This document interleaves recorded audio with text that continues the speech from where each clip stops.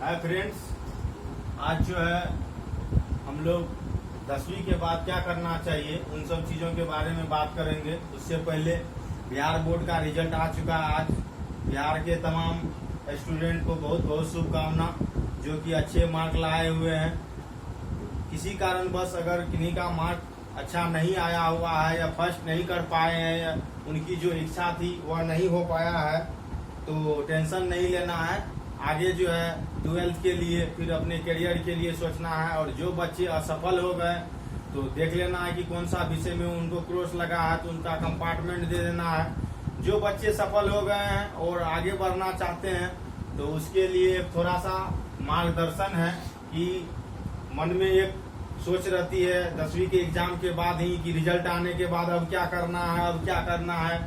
अधिकांश बच्चे वही करते हैं जो उनके सहपाठी करते हैं। कुछ के माता पिता उनको सजेस्ट करते हैं। कुछ बच्चे जहाँ कोचिंग पढ़ते हैं वहाँ के शिक्षकों से प्रेरित होके लेते हैं। तो मैं थोड़ा सा उनका जो उलझन है उसको सुलझा रहा हूँ और प्रयास कर रहा हूँ कि उनके दिमाग में जो सोच है उसको मैं क्लियर कर सकूं, उसमें जो है योगदान दे सकूं। तो 10वीं के बाद क्या क्या करना चाहिए और शैक्षणिक दृष्टिकोण से कौन कौन सा कोर्स वास्तव में होता है, इसको लेके हम लोग आगे बढ़ सकते हैं, उस चीज को मैंने यहाँ लिया है। तो 10वीं के बाद जो है अधिकांश बच्चे क्या करते हैं, जिनके मन में डिप्लोमा वगैरह का कोर्स होता है, जॉब जल्द से जल्द लेना है, उनको जो है टेक्नोलॉजी की दुनिया की जानकारी अगर पसंद है तो वो डिप्लोमा करना चाहते हैं। डिप्लोमा जो है ये सामान्यतः 2 ईयर का कोर्स होता है। इसके लिए एंट्रेंस टेस्ट देना होता है। तो डिप्लोमा में सबसे पहला जो सबसे ज्यादा फेमस है, अधिकांश बच्चे के जुबान पे रहता है, IITI। उसके बाद जो है पॉलिटेक्निक है, फिर पैरा मेडिकल है। 10वीं के बाद जो है अभी इनका प्रिपरेशन करते हैं बच्चे और 1-2 मंथ में जो है एग्जाम होता है। एग्जाम के बाद जिनका सिलेक्शन होता है रैंक के आधार पे उसको कोई ना कोई ट्रेड मिलते हैं। IITI में लगभग 10 से 12 ट्रेड है, जैसे इलेक्ट्रॉनिक्स है, फिटर है, प्लम्बर है, वेल्डिंग है, सिविल है। उसी तरह से पॉलिटेक्निक में भी 5-6 ट्रेड होते हैं और पैरा मेडिकल में तो नर्स और कंपाउंडर के लिए होता है। तो अगर आपको इंटरेस्ट है टेक्निकल तो आप जो है उसके अकॉर्डिंग आप लोग ले सकते हैं। जिनको घर का सपोर्ट है या फिर उसके फैमिली बैकग्राउंड में कोई ना कोई इस सेक्टर में अगर हैं तो उनसे प्रेरित लेके आप इस सेक्टर को चूज कर सकते हैं। अगर आपको इनमें कोई इंटरेस्ट नहीं है तो ट्रेडिशनली आप आगे बढ़ सकते हैं कि 10वीं के बाद जो है आपको 12वीं करना है, 11वीं करना है। तब आपके लिए क्या क्या ऑप्शन बचता है। एक ऑप्शन तो आपका साइंस है, दूसरा ऑप्शन जो है आर्ट्स का है और तीसरा ऑप्शन जो है कॉमर्स का है। अगर आपको 10वीं में या अंडर 10th मैथ और साइंस बहुत अच्छा लगा है, आप साइंस से इंटरेस्टेड हैं, आपको उसमें नॉलेज है और आपको रुचि भी है, आप उसको पढ़ना चाहते हैं, तो आप जो है साइंस ले सकते हैं। अगर आर्ट्स में आपकी रुचि है और आपका करियर जो है इसी के दिशा में है तो आप आर्ट्स ले सकते हैं। अगर आपको अर्थ रुपये पैसे से ज्यादा लगाव है, बैंकिंग सेक्टर में जाना है, सांख्यिकी आपको समझ में आ रहा है, बजट क्या हो रहा है या बिजनेस आपको ज्यादा अच्छा लगता है, तो आप जो है इंटरमीडिएट ऑफ कॉमर्स ले सकते हैं। उसमें अकाउंट्स आता है, अर्थशास्त्र पढ़ना होता है, सांख्यिकी और इंग्लिश हिंदी, ये तो लिटरेचर पेपर है जो आपको सामान्यतः साइंस लेने पे, आर्ट्स लेने पे और कॉमर्स लेने पे, तीनों में ही आपको लेना ही होगा लिटरेचर के तौर पे। तो हम लोग मूल रूप से यहाँ बात करेंगे साइंस पे, बात करेंगे कि साइंस एक मैथ के लिए हो जाता है और एक बायोलॉजी के लिए हो जाता है। अधिकांश बच्चे जो साइंस लेते हैं जिनको इंजीनियरिंग में और मैथ में रुचि है, नॉलेज भी है और आगे उनको उस दिशा में स्कोप वगैरह है, जैसे NDA में जाना है, CDS वगैरह में जाना है, इंडियन एयरफोर्स भरना है, इंडियन नेवी भरना है, इंडियन आर्मी का टेक्निकल भरना है, या फिर उनको जो है रिसर्च वगैरह में जाना है जो साइंस से रिलेटेड होते हैं। अधिकांश बच्चे मैथ ही लेते हैं तो आप मैथ ले सकते हो। जिनको मेडिकल करना है या फिर बायोलॉजी से ज्यादा लगाव है तो वह बायोलॉजी लेते हैं इंटरमीडिएट ऑफ साइंस में। तो हम लोग देखते हैं पी से यहाँ क्या है, फिजिक्स है जो कॉमन है दोनों में, केमिस्ट्री या कॉमन है, मैथ वाले में सिर्फ आप मैथ ले सकते हो, यहाँ ऑप्शनल का कोई ऑप्शन नहीं है। जो बायोलॉजी लेते हैं उनके लिए ऑप्शनल होता है कि बायो आपका मेन पेपर हो जाएगा और मैथ आप ऑप्शनल एक्स्ट्रा ले सकते हो। मैथ सिर्फ ऑप्शन के तौर पे होगा, इसके मार्क जो है मेन मार्क में नहीं जुटेंगे।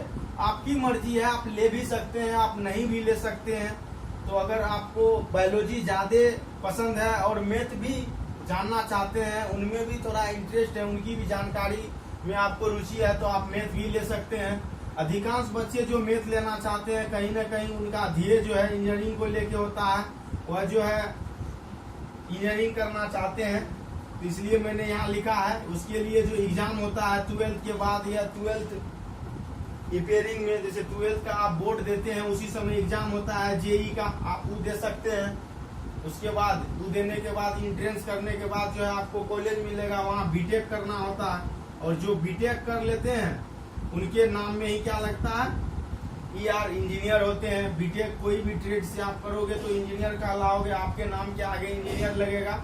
यह जो है ग्रेजुएशन का डिग्री है और ये जो है इंटरमीडिएट डिग्री है। ये इक्विवेलेंट होते हैं, इंटरमीडिएट के इक्विवेलेंट होते हैं। आप इन तीनों में से कोई अगर आप करते हो तो आप भी ग्रेजुएशन में डायरेक्ट आ सकते हो। और यहाँ तो फिजिक्स पढ़ना होगा, केमिस्ट्री भी पढ़ना होगा, बायोलॉजी तो पढ़ना ही है क्योंकि आप बायोलॉजी मेन में रखे हैं। मैथ ऑप्शनल है, आप चाहो तो रख सकते हो, नहीं। इंग्लिश और हिंदी तो लिटरेचर है, जो साइंस में, आर्ट्स में, कॉमर्स में सब में पढ़ना है। अगर आपको मेडिकल का तैयारी करना है तो अब जो है नेशनल लेवल पे नीट हो गया है, नीट की प्रिपरेशन करके आप मेडिकल में एंट्री ले सकते हैं। और उसके बाद 6 साल का कंप्लीट कोर्स करने के बाद BDS या MBBS लेके डॉक्टर की उपाधि लगा सकते हैं, आप डॉक्टर बन सकते हैं। तो ये रहा साइंस का।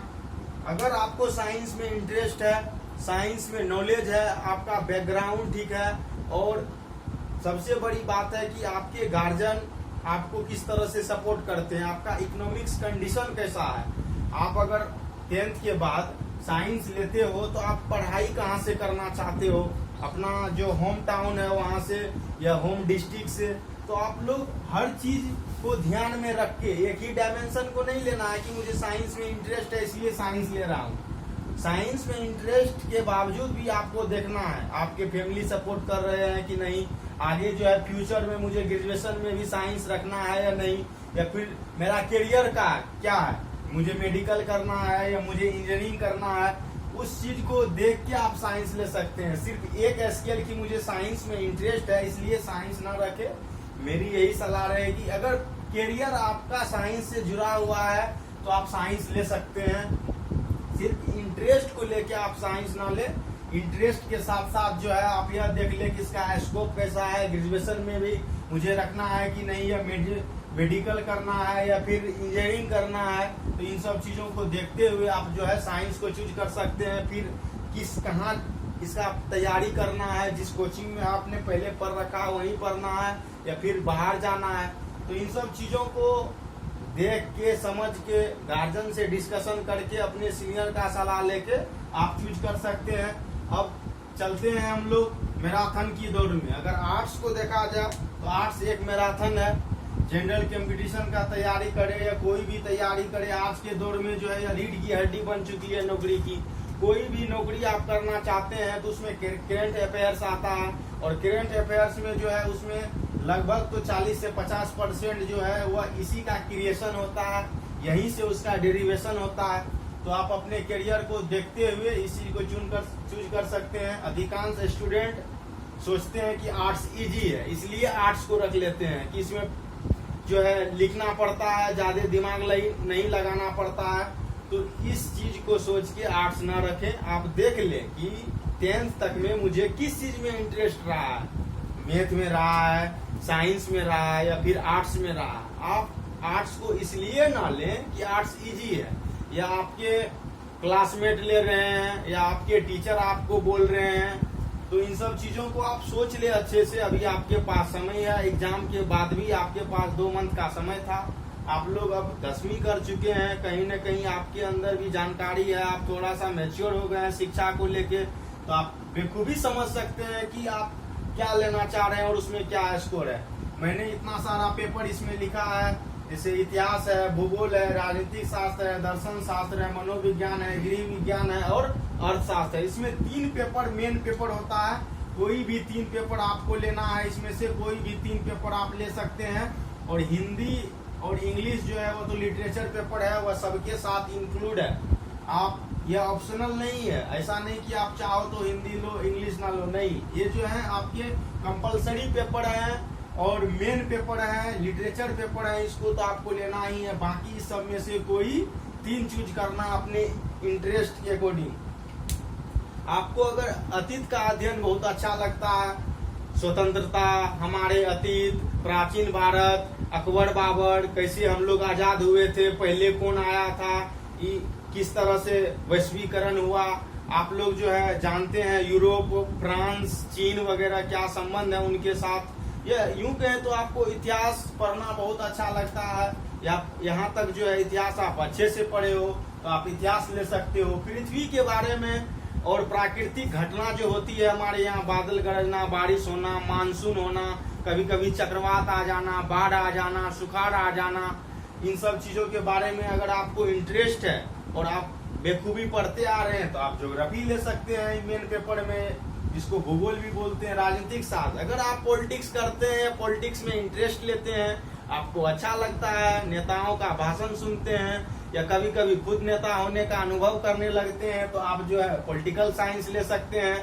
अदरवाइज भाषण सुन के एक्साइटेड होके नहीं लेना है, जैसा दिखता है वैसा कुछ नहीं है, आपको देख लेना है, आपको देख लेना है, आपके जो सीनियर है उनसे पूछ लेना है, आपके जो टीचर हैं, जो नियरेस्ट टीचर हैं उनसे भी सलाह ले लेना है। दर्शन शास्त्र, अगर आप साधु महात्मा मूर्त अमूर्त बातों के बारे में जानकारी रखते हैं, भगवान पे विश्वास करते हैं और यूं कहा जाए तो ख्यालों में खोए हुए रहते हैं, तो आप दर्शन शास्त्र ले सकते हैं, जैसा कि नाम से ही दर्शन, तो आप समझ सकते हैं कि किस तरह का सब्जेक्ट है। फिर है मनोविज्ञान, आप किसी को देख के उनके मन की बात को समझ सकते हैं, परख सकते हैं, तो इन सब चीजों में अगर इंटरेस्ट है तो आप मनोविज्ञान ले सकते हैं। आप इसलिए ना किसी विषय को ले कि किसी में नंबर ज्यादा आता है, किसी में कम पढ़ना पड़ता है, किसी में प्रैक्टिकल है पास कर जाएंगे, नहीं, जिसमें आपकी इंटरेस्ट है और जिसमें आपकी योग्यता है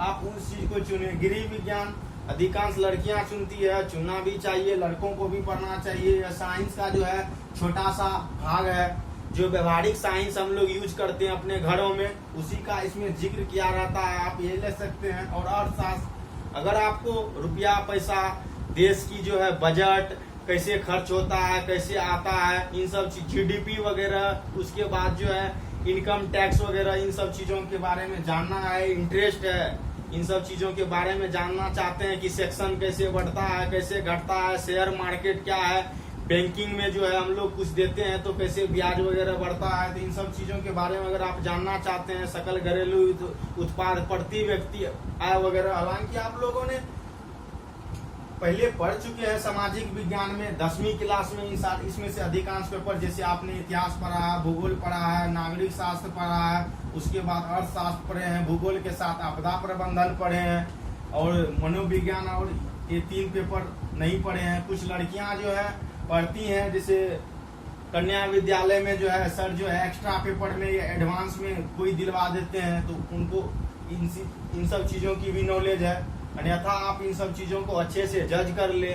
और अगर भविष्य में आपको सिविल सर्विस में जाना है, जनरल कंपटीशन में जाना है, और आपकी लगाव है, आपकी जिज्ञासा है कुछ बनने का, कुछ करने का, तो उसके लिए तो यह जो है यूं कह सकते हैं कि अमृत ही है, क्योंकि आगे जाके जिस चीज को पढ़ना है तो उससे बेटर है कि अभी से पढ़ें और जीरो से इस चीज को जाने और इसके मर्म को समझे और गहराई से इसके जड़ तक पहुंचने का काम करें। और यहाँ पे ऐसा है कि अधिकांश बच्चे इंटर में साइंस ले लेते हैं, साइंस के बाद फिर आर्ट्स में आ जाते हैं, तो उनकी स्थिति बहुत दयनीय हो जाती है।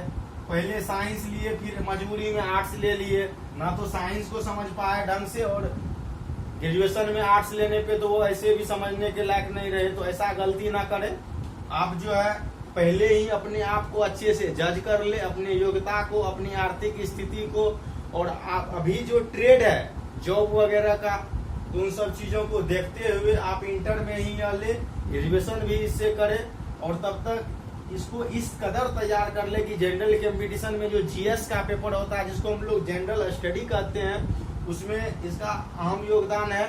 तो उन सब चीजों को देखते हुए भी आप ले। अगर आपको बैंकिंग सेक्टर में जाना है, बीबीए करना है, बिजनेस में जाना है, तो आप आईकॉम कर सकते हैं, इंटरमीडिएट ऑफ कॉमर्स। इन सब चीजों की इसमें अकाउंट्स पढ़ना होता है, अर्थशास्त्र पढ़ना होता है, सांख्यिकी पढ़ना होता है, कुछ मैथ जो अर्थशास्त्र से, सांख्यिकी से और अकाउंट से जुड़े होते हैं वह मैथ्स पढ़ना है। इंग्लिश और हिंदी तो कंपलसरी पेपर है, वो तो पढ़ना ही पढ़ना है। तो आप अपने इंटरेस्ट को देखते हुए, हर चीज को देखते हुए आप इन सब चीजों को ले, किसी के बहकावे में आके ना ले। अभी बहुत टाइम है आपके पास।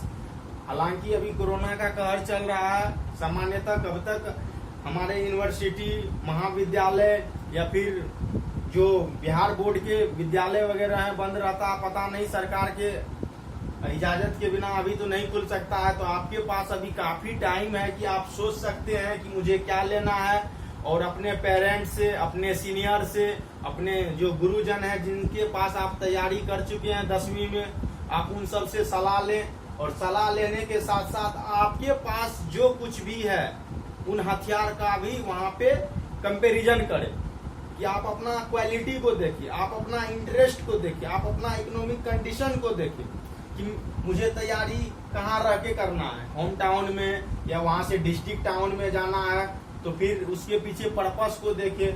इन सब चीजों को देखते हुए आपको जो अच्छा लगता है वह करे।